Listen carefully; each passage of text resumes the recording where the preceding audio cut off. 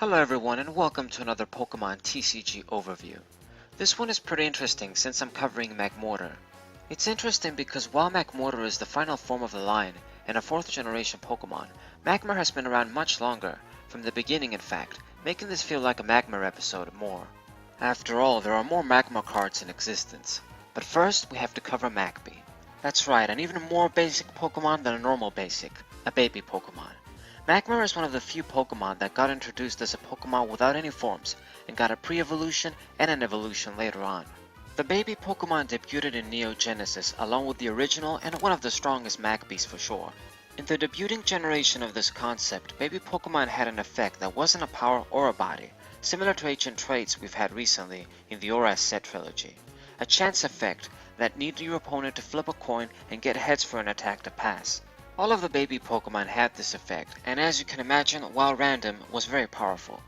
Magby's attack is also powerful, negating all powers while doing 10 damage, Secret Wonders Gardevoir style, only in this case, it was before bodies and powers had a split, making this so absolute, negating everything.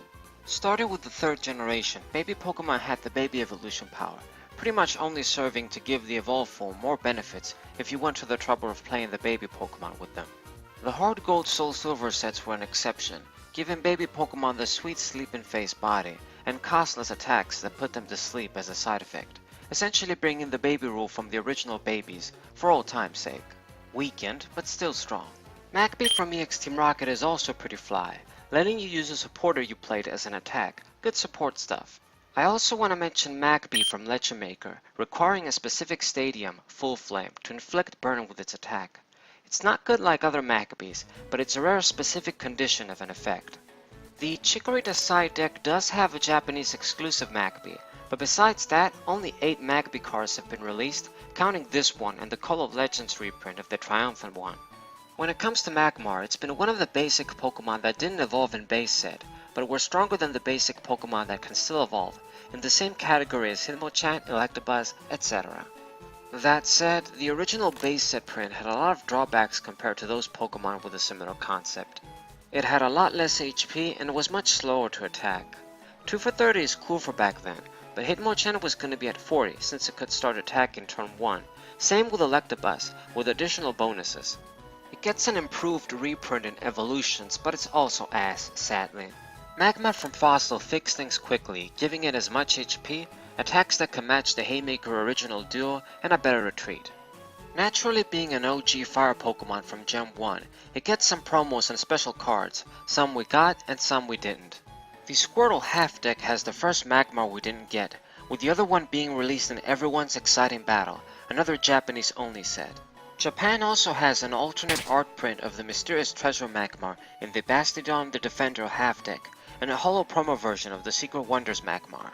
The one in Extended Shit 3 was the only card we got as a Wizards of the Coast promo. Blaine's Magmar and Karen's Magmar are the owner's version's Magmar God, and Karen's Magmar is also a Japanese exclusive, being from the Versus set.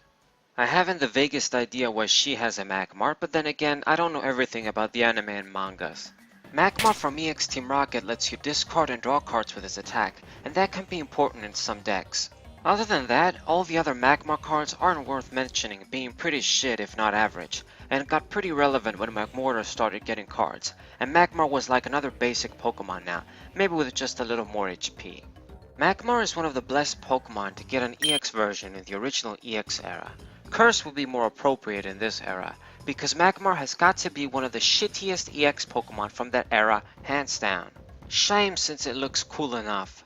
Basically, Smokescreen is done by the non-EX Magmar from fucking Fossil, and should have done at least 50 with burn on the second attack. Our main focus Magmortar doesn't even have half as much prints as Magmar, but nevertheless had much better cards either way. Magmortar debuted in Mysterious Treasures, the second Dominant Pro set, and was one of the cooler Pokemon in that set when I was a 13-year-old kid. The art was cool, it was featured on booster pack art, it was cool. 100 HP for a stage 1 is fine, the retreat isn't attractive at all at 3, but this was a solid Pokemon for sure. Smoke Bomb is an average attack, but Flame Drum was certainly strong for that time. You need Magby under it to dodge the cost, but that isn't a very difficult condition to meet, and besides, the important thing is that you don't discard energies from Magmortar, but from the hand. Straight 80 for 3 was as good as you could get for a conventional attack. It synergized with Infernape level X and Blaziken and Typhlosion, which accelerated fire energy from the discard pile. It also got released as an alternate art holo from the Great Encounters blisters. Possibly the biggest reason this card was good, however, was the presence of another card from the same set, Magmortar level X. Magmortar level X was one of the few and earliest level X cards, and Magmortar was a lucky Pokemon in that regard. See, unlike EX Pokemon from any era, Primes, and GX Pokemon, level X's were very few in the earlier sets, and rarer. Even the ones that had more were never as much as other special Pokemon cards were distributed in sets, but I digress. What I'm trying to say is that up until Mysterious Treasures there were only 6 level X Pokemon, and fuck, Secret Wonders introduced 2 next with Honchkrow level X being bad, so Magmortar and the other Pokemon with level X cards had a significant advantage. In this case, it gets a good 30 HP improvement, the retreat is the same, weakness is times 2, but it gets a good power and strong attack. Torrid Wave lets you instantly burn your opponent every turn if you're active, and deals 30 instead of 20 between turns. Flamebuster is a snipe for 100, with the cost of discarding 2 energies and not being able to use Flamebuster next turn. With a few switching cards you can easily bypass this effect, and either way it's a strong attack to have as an option. Magmortar decks were the only decks that could give Cardigalite a run for their money in those formats, a praiseworthy enough feat in my opinion. Magmortar got another card almost immediately in the next set, Secret Wonders, and comes as a rare holo from the Lava Flow theme decks for that set. No matter how I look at it, this card is straight up superior from the Mysterious Treasures print. It gets 10 more HP while sharing the same bottom stats, and real talk, 110 HP is fantastic on a stage 1 like this back then. Flame Blast is going to do 20 damage times the number of fire energy on this Pokemon, so with 4 energies it can do 80 damage like the other one.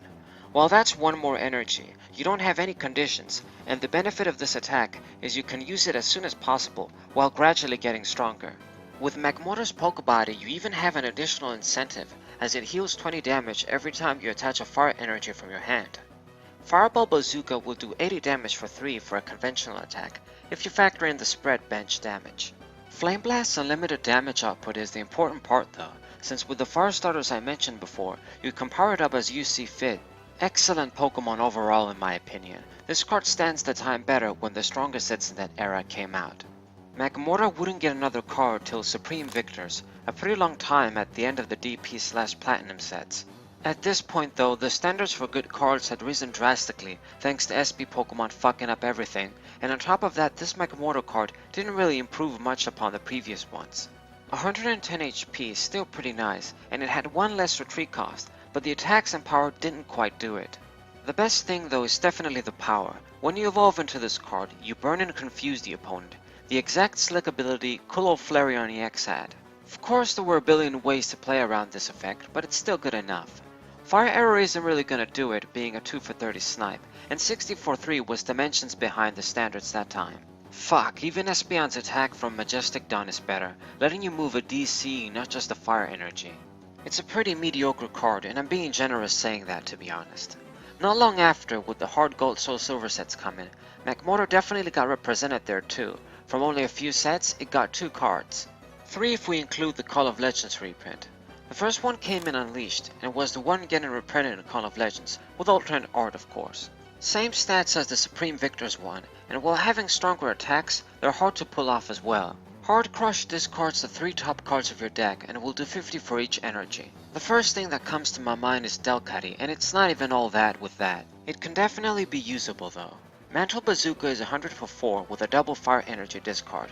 Good ass enough attack. You compare it with Typhlosion Prime too, but I can't help but think there were better partners for it. Seeing as how god-awful Magmortar from Triumphant is, the Unleashed print is like gold. Not only does it have less HP, but shit attacks to go with that.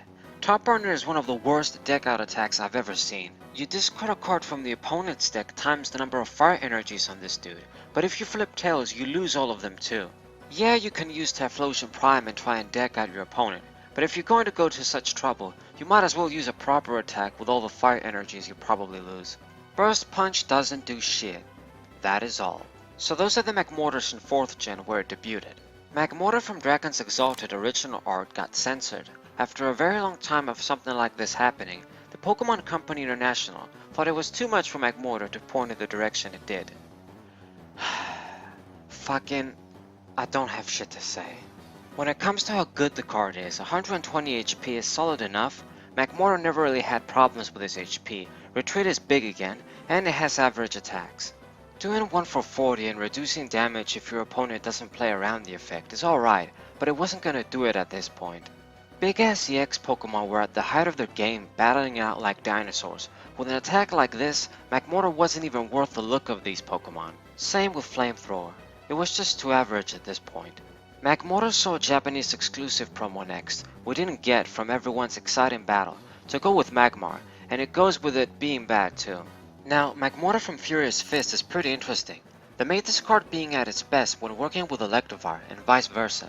These Pokemon have always been connected in various ways in games since the Red and Blue days, so it's not as surprising as making Bidoof cards work with Dragonite or some shit, but it was still a first for them. Flame Charge is a good attack, doing 30 for 1 and accelerating fire energy from the deck to Magmortar.